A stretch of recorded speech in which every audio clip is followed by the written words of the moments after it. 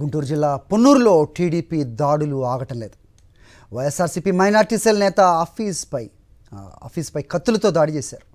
ఆఫీస్లో ఫర్నిచర్ ధ్వంసం చేశారు. టీడీపీ నేతలు రౌడీ షీటర్లు దాడి చేస్తున్నా పోలీసులు మాత్రం పట్టించుకోలేదు. ఇదే అంశంపై అప్డేట్స్ మా కరెస్పాండెంట్ అశోక్ ఇస్తారు. అశోక్, ఈ దాడులు ఆగే పరిస్థితి ఏదైనా కనిపిస్తోందా? ఎవరి ప్రోత్సాహంతో ఈ దాడులు జరుగుతున్నాయంటే ఏం చెప్తారు? ఖచ్చితంగా ఉమ్మడి గుంటూరు జిల్లాలో తెలుగుదేశం నాయకులు వైఎస్ఆర్ కాంగ్రెస్ పార్టీ నాయకుల పైన దాడులు కొనసాగిస్తూనే ఉన్నారు. పూర్తిగా మనం రాత్రి చూస్తే పొన్నూరు పట్టణంలో మైనార్టీ సెల్ నాయకుడు షేక్ నాజర్ చాలా యాక్టివ్ గా పనిచేస్తారు.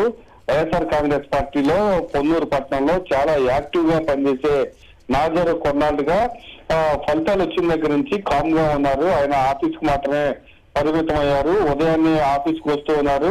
దాదాపు రాత్రి 11-12 గంటల వరకు ఉండి కార్యకర్తల సమస్యలు ఏవైతే ఉన్నాయో వాటిని పరిష్కరిస్తూ ఉన్నారు. ఇదే నేపథ్యంలో రాత్రి నాజర్ అలా బయటికి వెళ్ళగానే కొంతమంది తెలుగుదేశం నాయకులు రౌడీ షీటర్ సలీం ఖాన్, ఇతను A1 రౌడీ షీటర్, ఇతని పైన 3 హత్య కేసులు కూడా నమోదైనాయి. ఇతనితో తీసుకువచ్చి ఒక్కసారిగా అతని పైన ఆఫీస్ పైన దాడి చేయడం జరిగింది. మనం చూస్తూ ఉన్నాం విజువల్స్ లో. ఆఫీస్ పైన పెద్ద పెద్ద రాళ్లు, కత్తులు, కర్రలతో దాడి చేసి ఫర్నిచర్ కూడా ధ్వంసం చేశారు. విచిత్రమైన పరిస్థితి ఏంటంటే నలుగురు పోలీసులు అక్కడే పహారా కాస్తున్నా వాళ్ళు కూడా ఏం చేయలేని పరిస్థితి. పోలీసులు ఒకవైపు తెలుగుదేశం నాయకులు రౌడీ షీటర్లు నాజర్ ఆఫీస్ పైన దాడి చేస్తుంటే పోలీసులు మాత్రం సాక్షులు మాత్రం వహిస్తూ చూస్తూ ఉన్న పరిస్థితి. దీనిపైన నాజర్ కూడా ఆయన పోలీసులకు ఫిర్యాదు చేశారు. ఖచ్చితంగా ఎవరైతే దాడి చేశారో వాళ్ళపైన చర్యలు తీసుకోవాలని చెప్తూ ఉన్నారు.